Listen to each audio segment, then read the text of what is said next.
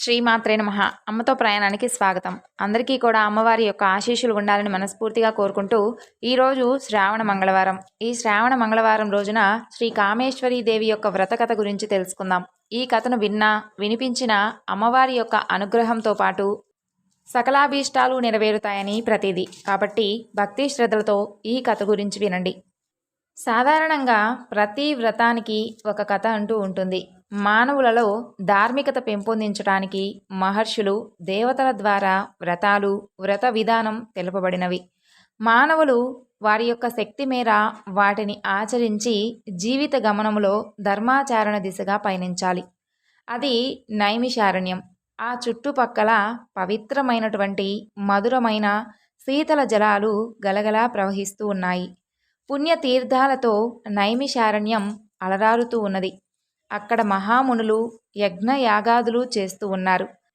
ఆ యొక్క యజ్ఞకుండముల నుండి హోమద్రవ్యముల సుగంధభరితమైనటువంటి ధూపం పొగ అంతా వ్యాపించి ఉంది. బ్రహ్మ ఋషుల వేదనాదాలతో నింగి నేల మారుమ్రోగుతూ ఉంది. అది పుణ్యస్థలము, పాపహారం అయినటువంటి ప్రదేశం కాబట్టి ఆ వాతావరణం ఎంతో చూడచక్కగా మనోహరంగా ఉంది. ధనశాంతులు చెవులకు ఇంపుగా వినపడుతూ ఉన్నాయి. బ్రహ్మలోకం, విష్ణులోకం అనగా వైకుంఠం, కైలాసంలోని శాంతి ఆనందం అక్కడే నెలకొని ఉంది. బ్రహ్మచారులు అయినటువంటి శిక్షులను సుస్వరాలతో కూడినటువంటి వేదాలు వినిపిస్తూ ఉన్నాయి. చిలుకల పలుకులు వీణులకు విందు చేస్తూ ఉన్నాయి.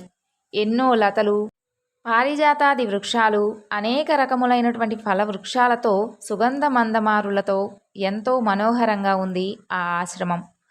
అది సాయం సంధ్యాకాలానికి ముందు సమయమైనటువంటి కాలం. భోజనానంతరం కపిలుడు, భార్గవుడు, భద్రుడు, భృగువు, కౌండిన్యుడు విశ్రాంతి పొందిన పిదప శిక్షులతో కూడి ఉన్నారు. వారికి ఎదురుగా ఒక పీఠంపై కూర్చున్నాడు పౌరాణికుడైనటువంటి సూతుడు. ఆయన తన ముందు ఆసీనులై ఉన్నటువంటి మునులను పరికించి చూశాడు.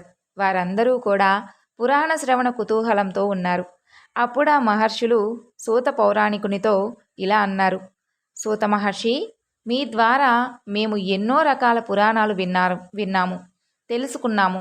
ఓ సూత మహర్షి, కథాశ్రవణం కుతూహలంతో ఉన్న మాకు ఒక చక్కని కథను వినిపించండి, మాకు ఆ పుణ్యమును కలగజేయండి అని విన్నవించుకోగా సూత మహర్షి వారి కోరికను తీర్చేందుకు వారితో ఇలా అన్నారు. మునులారా, ప్రాచీన కాలంలో ఇంద్రపురము అనే నగరమునందు గౌతమ మహర్షి ఆయన భార్య అహల్య కలిసి కాపురం చేయుచూ ఉన్నారు. అలా కాలం గడుస్తూ ఉండగా కొంతకాలానికి అహల్య తీవ్రమైనటువంటి అనారోగ్యానికి గురి అయింది. అహల్య పతి సేవలో నిమగ్నం కాలేకపోయింది. ఇక పతివ్రత ధర్మం ఆచరించలేకపోతున్నందుకు ఆమె వ్యాకులమైనటువంటి మనసుతో నిండి ఉంది. అనారోగ్యం కారణంగా మంచం బట్టి బాధపడుతూ ఉన్నటువంటి ఆమె ఒకనాడు భర్తతో ఇలా అంది. ఓ ప్రాణసఖ, నేను మీకు ఏ విధంగానూ మీకు తగినటువంటి సేవ చెయ్యలేకపోతున్నాను. ఏ భార్య అయినా సరే పతి సేవలో నిమగ్నమై తరించాలి. అది పాతివ్రత్య ధర్మం. మీరే నాకు సేవలు అందించడం నాకు చాలా బాధాకరంగా ఉన్నది. ప్రాణనాథ, నాకు ఈ బాధల నుండి అసలు విముక్తే లేదా? పూర్వజన్మ పాపం వ్యాధి రూపేణా బాధితే అని కదా సూక్తి. ఏ పాపకర్మల వలన నేను ఇలా అనారోగ్యంతో బాధపడవలసి వస్తుంది? మీరు త్రికాల జ్ఞానులు. మీ యొక్క దివ్య దృష్టితో ఒక్కసారి పరికించి చూసి నా రోగ విముక్తికి తరుణోపాయం ఆలోచించండి. ఈ అనారోగ్యం వలన నా శరీరం కొంతైనా సహకరించడం లేదు. కాబట్టి మీరే దీనికి ఉపాయం చెప్పగలరని అహల్య వేడుకోగా గౌతమ మహర్షి భార్య అయినటువంటి అహల్యను ఎంతో ప్రేమతో ఓదారుస్తూ ఇలా అన్నాడు. ఓ ప్రియసఖి, దీని యొక్క నివారణకు దివ్య దృష్టితో పరికించి చూశాను. అది ఉభయులకు క్షేమదాయకంగా ఉంటుంది.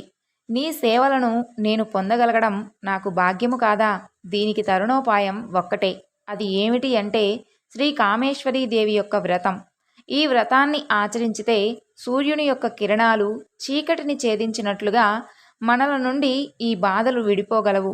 తిరిగి సుఖ సంతోషాలతో ఆయురారోగ్యాలతో వర్ధిల్లగలం అని చెప్పగా ఆ మాటలను విన్నటువంటి అహల్య ఎంతో సంతోషంతో, స్వామి, మీరు చెప్పినట్లే అత్యంత భక్తి శ్రద్ధలతో శ్రీ కామేశ్వరి దేవి యొక్క వ్రతాన్ని ఆచరిద్దాం. ఏమీ అనుకోనంటే మరొక విషయం మిమ్మల్ని అడగాలని ఉంది అని చెప్పగా, గౌతముడు భార్య యొక్క కోరికను తీర్చుటకై అత్యంత ప్రేమతో, సంశయము వద్దు ప్రాణసఖి, మీ యొక్క మనసులో ఉన్నటువంటి మాటను నాకు తెలియజేయు అనగా, అందుకు ఎంతో సంతోషించినటువంటి అహల్య, ఓ పరమేశ్వర, వైద్యులకు అశ్వినీ దేవతలను ప్రార్థించండి. వారు మీ ప్రార్థనను మన్నించి వారు నా ఈ రోగాన్ని నివారణ చేస్తారు అని చెప్పగా, వెంటనే గౌతమ మహర్షి వారిని రప్పించి లేచి వెళుతూ ఉండగా అహల్య భర్తతో, అసలు కామేశ్వరీదేవి ఎవరు, ఆ వ్రత యొక్క మహిమ ఏమిటి, ఎలా ఆచరించాలి, ఇది అంతా కూడా వివరంగా సెలవీయండి స్వామి అని వేడుకోగా, అందుకు గౌతమ మహర్షి దయార్థ హృదయంతో, ఓ ప్రియసఖి సతీ, ఇది చాలా కాలం క్రిందట జరిగినటువంటి సంగతి, వివరంగా చెప్తాను విను అని గౌతముడు ఈ విధంగా చెప్పడం ప్రారంభించాడు. ధర్మతత్పరుడైనటువంటి ఒక బ్రాహ్మణుడు ఉండేవాడు. అతని పేరు సుద్యుమ్నుడు. గౌరీదేవి దయవలన ఆయనకు ఒక ఆడ శిశువు జన్మించింది. ఆ శిశువుకు రంజిత అనే నామకరణం చేశారు. ఆ బాలిక దినదిన ప్రవర్ధమానంగా పెరిగి పెండ్లి ఈడుకు వచ్చింది. సుద్యుమ్నుడు తన కూతురు అయినటువంటి రంజితకు తగినటువంటి వరుని కోసం అన్వేషించడం మొదలుపెట్టాడు. ఆమె యొక్క సౌందర్యానికి, గుణగణాలకు తగినటువంటి వరుని కోసం వెతికి వెతికి చివరకు విఫలుడయ్యాడు. అలా ఒకానొక సమయమునందు రంజిత తండ్రిని చేరి, ఓ తండ్రి, నాకు సరియగు భర్తను అన్వేషించి చివరకు విఫలమై విసిగిపోయారు. నాకు భర్తగా తగినవాడు ఈ జగత్తులో కేవలం ఆ పరమేశ్వరుడు మాత్రమే. అందుకుగాను నేను ఆ పరమేశ్వరుని గురించి వ్రతం ప్రారంభిస్తాను. నీవు కూడా శివుణ్ణి ప్రార్థించు అని తండ్రి, కూతురు కూడా శివుని యొక్క తపస్సులో నిమగ్నమయ్యారు. దీక్ష కఠోరంగా జరుగుతూ ఉంది. తండ్రి కూతురుల తపస్సుకు మెచ్చి శంకరుడు నందివాహనంపై సుద్యుమ్నుడి యొక్క ఇంటి ముందు నిలిచాడు. అపురూపమైనటువంటి సుందరుడైనటువంటి శంకరుణ్ణి చూసి రంజిత తండ్రిని వెంట పెట్టుకొని అతని దగ్గరకు వచ్చి, ఎదురుగా నిలిచినటువంటి రంజితను ఆ పరమేశ్వరుడు చేత పట్టుకుని నంది మీద ఎక్కించుకున్నాడు. ఆ తరువాత రంజిత తండ్రితో ఇలా అన్నది, నన్ను మీ కుమార్తెగా ఇన్నాళ్ళు పెంచి పెద్ద చేసి నేను కోరిన విధంగా పరమేశ్వరుని చేపట్టి శివసతి అయ్యేందుకు సహకరించారు.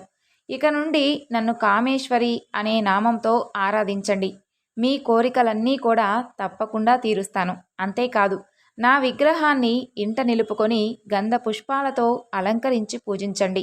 ఇంద్రియ నిగ్రహం కలిగి కలశమునందు ఆవాహన చేసి పూజించండి.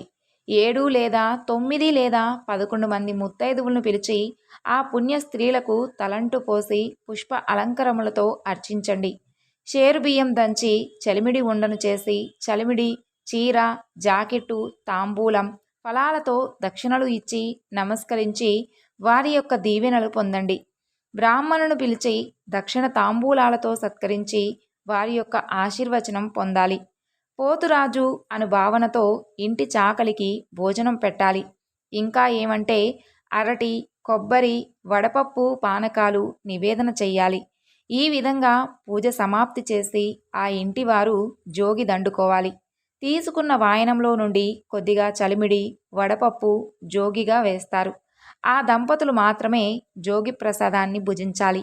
ఈ విధంగా ప్రాచీన కాలం నుండి కామేశ్వరీదేవిగా నన్ను వివాహాలు, శుభ సమయాల యందు కొలిచే వారిని రోగబాధలు లేకుండా వైవాహిక జీవితం సుఖమయంగా సాగేలా కాపాడుతానని రంజిత పరమేశ్వరునితో కైలాసానికి చేరింది అని గౌతముడు తన ధర్మపత్ని అయినటువంటి అహల్యకు వివరించి చెప్తాడు. మా పెద్దలు కామేశ్వరుని ఆచరించేవారు. నీవు మా ఇంటి పెద్ద కోడలుగా వచ్చి ఈ వ్రతం ఆచరించలేకపోయావు. అందువలన నీవు సంసార సుఖం పొందలేక ముసలిదానివి అయిపోయి వ్యాధి బాధలతో మంచం పట్టావు. తిరిగి సుఖ సంతోషాలతో సాగాలి అంటే శ్రీ కామేశ్వరీదేవి యొక్క వ్రతాన్ని ఆచరిద్దాం అని వ్రత విధానం చెప్పాడు. అహల్య తన భర్త చెప్పినటువంటి ఈ కామేశ్వరి వ్రతం శ్రద్ధగా, భక్తిగా ఆచరించి ఆరోగ్యంతో పాటు వెనుకటి కంటే అతి సౌందర్యవతి అయి వయోబలంతో భర్తకు సేవలు చేస్తూ లోకంలో గొప్ప పేరు ప్రఖ్యాతులు పొందింది. ఇది శ్రీ కామేశ్వరి దేవి యొక్క వ్రతకథ. ఇప్పుడు శ్రావణ మంగళగౌరీ దేవి యొక్క వ్రతకథ గురించి కూడా తెలుసుకుందాం. పూర్వకాలమున సూతుల వారు శౌనకాది మహర్షులకు చెప్పినటువంటి శ్రీ మంగళగౌరీ దేవి యొక్క మహత్యమును నారద మహర్షి పతివ్రత అయినటువంటి సావిత్రికి ఉపదేశించినటువంటి శ్రీ మంగళగౌరీ దేవి యొక్క వ్రతకథ.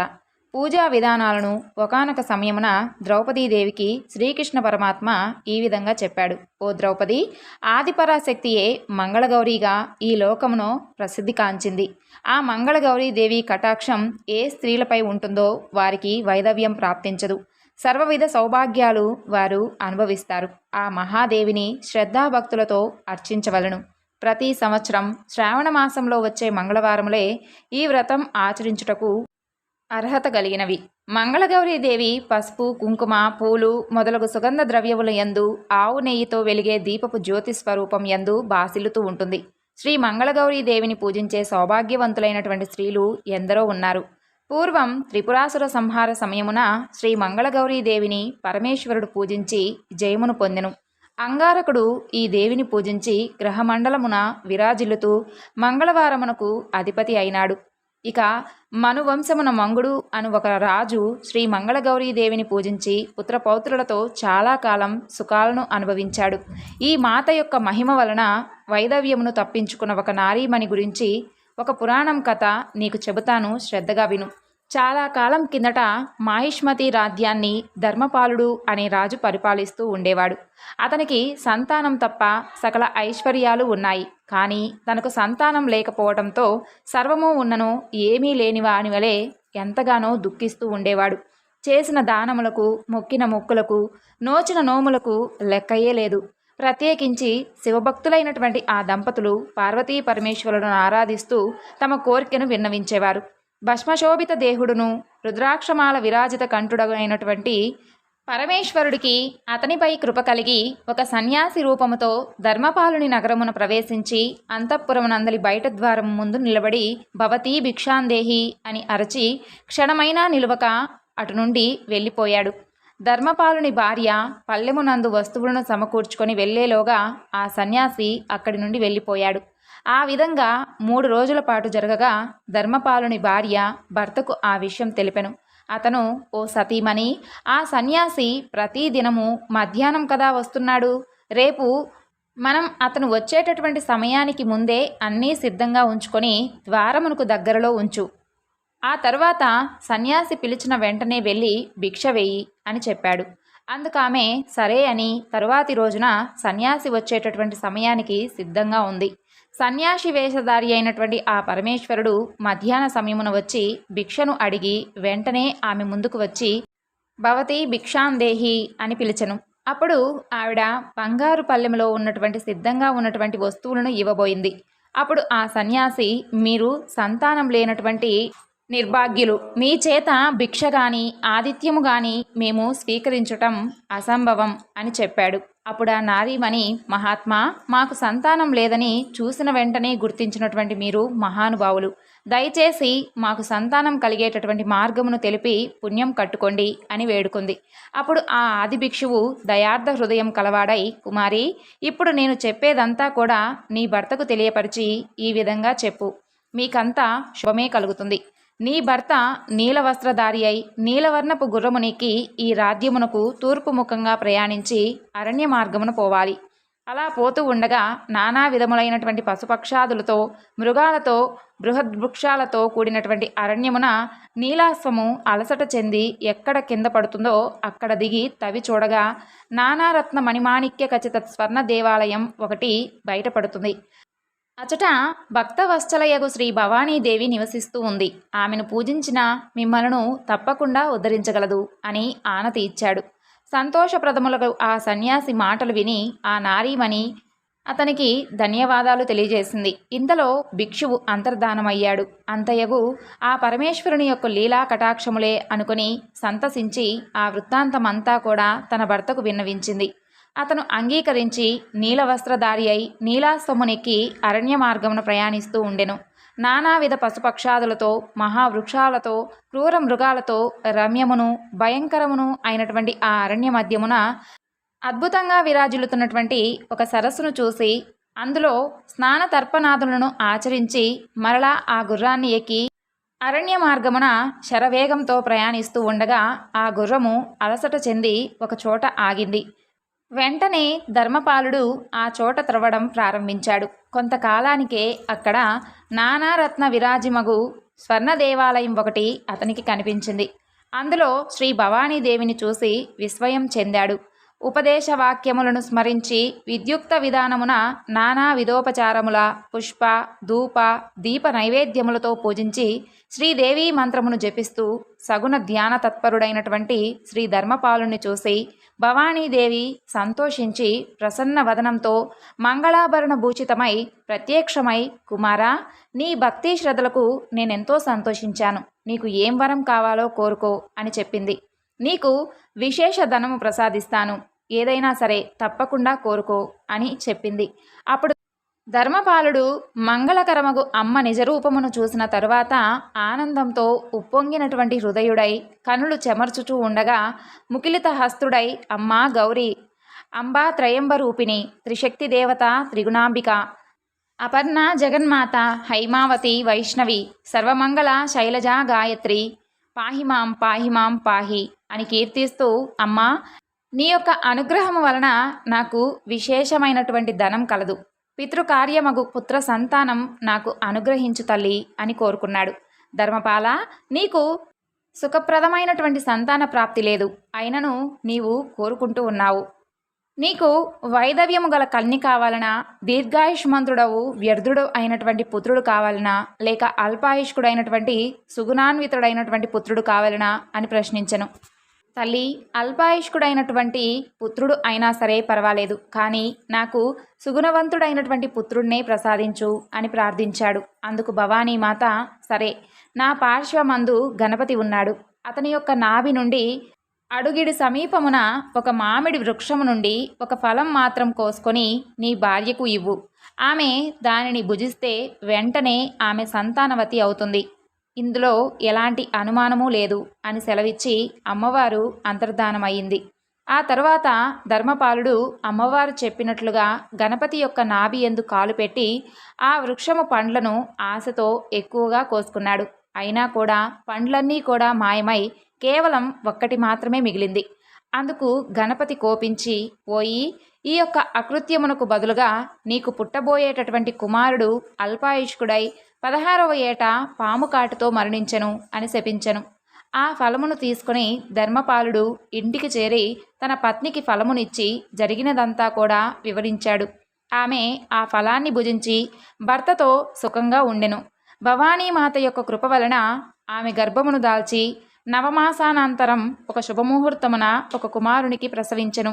పుత్రజననము కాగానే ధర్మపాలుడు జాత కర్మాదులను ఆచరించి శివుడు అని నామకరణం చేశాడు. ఆ తరువాత పిల్లవాడు క్రమంగా పెరగసాగాడు. సుగుణ సంపన్నుడై పెరుగుతున్నటువంటి శివుణ్ణి చూసి తల్లి ఆయువు తీరుతున్నది కదా అని బాధపడుతూ ధర్మపాలునితో తన బాధను వ్యక్తం చేస్తుంది. అప్పుడు ధర్మపాలుడు, మన కుమారుడు కాశీకి పోయి గంగా స్నానం ఆచరించి అన్నపూర్ణ విశ్వేశ్వరులను దర్శించి రావలసి ఉంది అని సంకల్పించాను అని చెప్పి శివునికి తన మేనమామను తోడు ఇచ్చి విశేషమైనటువంటి ధనమునిచ్చి కాశీకి పంపించాడు.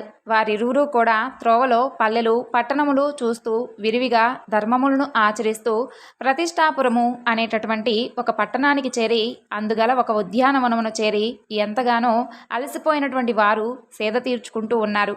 అంతా ఆ ఉద్యానవనమున కొంతమంది కన్యలు చేరి పూలు కోస్తూ పరిచకములాడుతూ ఉండగా అంతలోనే వారిలో ఆ ఊరి రాజకూతురు ఆమె యొక్క చెల్లుల మధ్య తగవు వచ్చి ముండా రండా అని తిట్టుకుంటూ ఉన్నారు. అందుకు కోపగించినటువంటి రాజకూతురు, ఓ సఖి, వ్యర్థములైనటువంటి మాటలు మాట్లాడకు.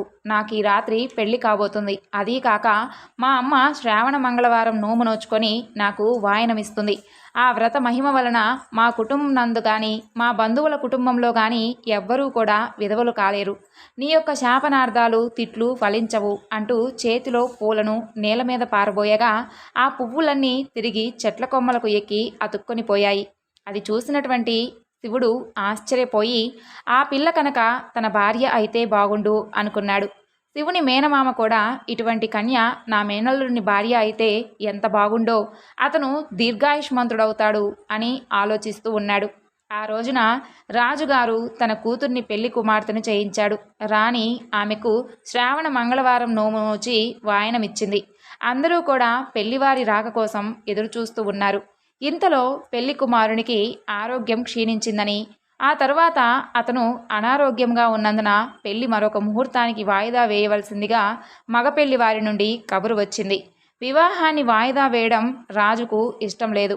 తాను నిశ్చయించినటువంటి ముహూర్తానికి వివాహం చేయకపోవడం పరువు తక్కువగా భావించి కర్తవ్యం బోధించవలసిందిగా శివుడు అతని మేనమామ బస చేసినటువంటి ఉద్యానవనమును గల శివాలయము చేరి శివపార్వతులను స్తోత్రం చేస్తూ తన అమ్మాయి సుశీలకు తగినటువంటి వరుని కొరకై కర్తవ్యను బోధించమని ప్రార్థిస్తూ ఉన్నాడు. శివుని యొక్క మనసెరిగినటువంటి అతని మేనమామ సుశీలకు తన అల్లునితో వివాహం చేయించదలిచి ఆలయం వెనుకన చేరి, ఓయి శివుడను ఒక బాటసారి ఈ ఆలయ ప్రాంగణం సమీపమున గలడు, అతనే నీ కుమార్తెకు తగిన వరుడు అని పలికెను. ఇది సాక్షాత్తు విశ్వనాథుని యొక్క వాక్యమేనని విశ్వసించిన వాడై శివుడు అనే నామము గనవాడి కోసం వెతుకుతూ మేనమామ మేనల్లులను సమీపించి వారి పేర్లను తెలుసుకొని వారిని ఒప్పించి శివునికి తన కూతురును ఇచ్చి వివాహం జరిపించాడు. వివాహానంతరం విందు భోజనము గావించి సుశీల శివుడు ఇద్దరూ కూడా దర్భాసనములపై బ్రహ్మచార్య వ్రతము ఆచరిస్తూ నిద్రించారు. సుశీలకు ఆ రాత్రి స్వప్నములో మంగళగౌరీదేవి కనిపించి, అమ్మాయి, నీ భర్త అల్పాయుష్కుడు. ఈ రాత్రే నీ భర్తకు కృష్ణ సర్పముచే ప్రాణగండం ఉంది. కాబట్టి నీకు ఒక ఉపాయం చెప్తాను, విను. వెంటనే లేచి జాగ్రత్తగా ఉండి ఒక కుండలో పాలు పోసి ఆ సర్పం ఎదురుగా ఉంచు. ఆ సర్పం పాలు త్రాగుటకు లోపలికి వెళ్ళినంతనే ఒక వస్త్రముచే గట్టిగా మూత కట్టి ఉదయమునే ఆ కుండను నీ తల్లికి వాయనంగా ఇవ్వు. నీ భర్తకు గండం తొలగిపోతుంది అని పలికి అంతర్ధానమైంది. సుశీల ఉలిక్కిపడి లేచి చూడగా ఒక కృష్ణ సర్పం బుసలు కొడుతూ తన భర్తను సమీపిస్తూ ఉండెను. వెంటనే రాజకుమార్తె అటక మీద ఉన్నటువంటి కుండను తీయబోయింది. అది అందని కారణంగా వరుణి యొక్క తొడపై నిలిచి ఆ కుండను దింపి పాలు పోసి మంగళగౌరీదేవిని స్మరించుకొని సర్పం ఎదుట ఉంచెను. సర్పము పాలు త్రాగుటకు అందులోకి వెళ్ళినంతనే దానిని పట్టి ఒక రవికెల గుడ్డతో దానిమీద గట్టిగా కట్టి మరలా అటకపై భద్రపరిచింది. ఇక కొంత సమయమునకు శివుడు నిద్రలేచి, ఆకలిగా ఉంది, ఏదైనా తీసుకొనిరా అని చెప్పెను. అప్పుడు సుశీల భక్ష్యములు తెచ్చిపెట్టెను. భక్ష్యములు భుజించే సమయాన శివుని ఉంగరం ఒకటి జారి పళ్ళెంలో పడింది. ఆ తరువాత వారిరువురూ కూడా నిశ్చితంగా నిద్రపోయారు. తెల్లవారిన తర్వాత శివుని మేనమామ వచ్చి పెండ్లి కుమారుని నిద్రలేపి తనతో కాశీ తీసుకొని వెళ్ళిపోయాడు. సుశీల ఉంగరం దాచుకొని సిగ్గుపడింది. అమ్మవారు చెప్పినటువంటి మాటను అనుసరించి ఆ కుండను తల్లికి వాయనంగా ఇచ్చింది. కొన్ని రోజుల తర్వాత అసలు పెళ్లివారు అట్టహాసంగా వచ్చారు. రాజు సంతోషంగా తిరిగి పెళ్లి ఏర్పాట్లు చేయబోగా ఆ రాజకుమార్తె ఆ వివాహానికి ఇష్టపడలేదు. మొదటి ముహూర్తమున తాళి కట్టిన వాడే నా భర్త అని తెలిపింది. ఎవరెంత చెప్పినా కూడా ఎవరికీ కూడా తన అంగీకారం మాత్రం తెలపలేదు. కాశీకి పోయినవాడే నీ భర్త అనేందుకు నిదర్శనం చూపించు అని పెద్దలు అడిగారు. అందుక చిన్నది, తండ్రి, నువ్వొక అన్నదాన సత్రం నిర్మించి సంవత్సరం పాటు కాశీకి వెళ్ళి వచ్చేటటువంటి యాత్రికులకు అన్నదానం చెయ్యి. నేను ఆ సంవత్సరం అంతా కూడా కాశీ యాత్ర నుండి వచ్చేటటువంటి యాత్రికులకు పాద ప్రక్షాళన చేస్తాను. ఆ తరువాత నీకే నిదర్శనం చూపిస్తాను అని చెప్పింది. అందుకు రాజు అంగీకరించాడు. తక్షణమే సత్రం నిర్మించి నిత్యం అన్నదానం చేయించసాగాడు. ఆ భోక్తలందరికీ కూడా రాకుమార్తె పాద ప్రక్షాళన చేయడం ప్రారంభించింది. వివాహ మందిరము నుండి వెళ్ళిపోయినటువంటి శివుడు, అతని యొక్క మేనమామ సుఖంగా వారణాసికి చేరారు. అక్కడ గంగోదక స్నానములు చేసి శ్రీ విశ్వేశ్వర అన్నపూర్ణములను దర్శించి దేవతలందరినీ పూజించి కాశీయాత్రను ముగించుకొని తిరుగు ప్రయాణం అయ్యారు.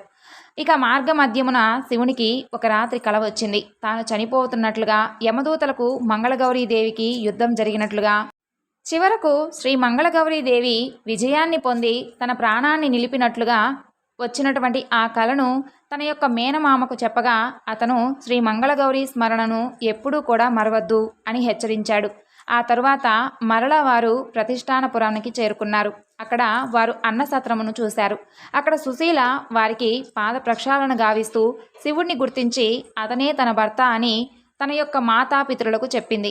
ఆనవాలుగా తన వద్ద ఉన్నటువంటి ఉంగరాన్ని చూపించింది. శివుడు ఆ ఉంగరమును తనదే అని గుర్తించాడు. సుశీల వివాహం జరిగిన రోజు రాత్రి వాసన కట్టినటువంటి కుండ బట్టను విప్పి చూడగా అందులో ఒక ముత్యాల హారం ఉంది. శివుని తొడపై సుశీల కాలు మోపిన గుర్తులాగే ఉంది.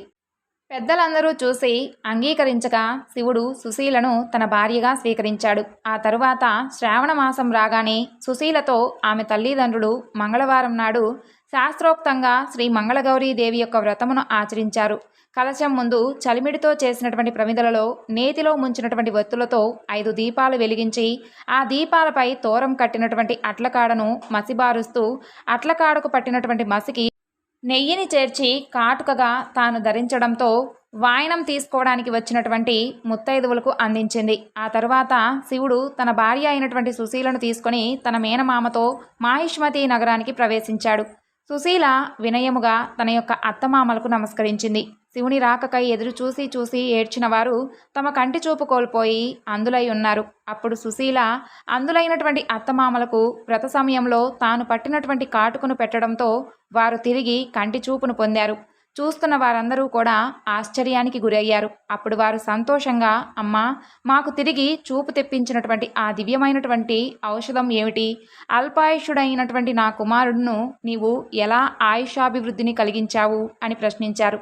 అప్పుడు శ్రీ మంగళగౌరీదేవి యొక్క వ్రత మహత్యాన్ని, ఆ వ్రతం ఆచరించినటువంటి స్త్రీలకు వైదవ్యం రాదు అని శ్రీ మంగళగౌరీదేవి యొక్క అనుగ్రహంతో కాలసర్పం యొక్క గండము తప్పి ఆయుషాభివృద్ధి కలిగింది అని చెప్పింది. శ్రీ మంగళగౌరీదేవిని అందరూ కీర్తించారు. అనంతరం శివుడు సుశీల పుత్రపౌత్రులతో చిరకాలం సమస్త భోగములను అనుభవించి శ్రీ మంగళగౌరీదేవి యొక్క అనుగ్రహానికి పాత్రులై హాయిగా జీవించారు. కాబట్టి ఓ ద్రౌపది, మంగళగౌరీదేవి యొక్క వ్రతాన్ని ఆచరించిన వారికి యావజ్జీవము వైదవ్యమే లేకుండా సుమంగళిగా సుఖంగా జీవిస్తారు అని ద్రౌపదికి శ్రీకృష్ణ పరమాత్మ చెబుతాడు. ఇంతటితో శ్రావణ మంగళవార వ్రత కథ పూర్తి అయింది. సర్వం శ్రీ లలితార్పణమస్తు. స్వస్తి.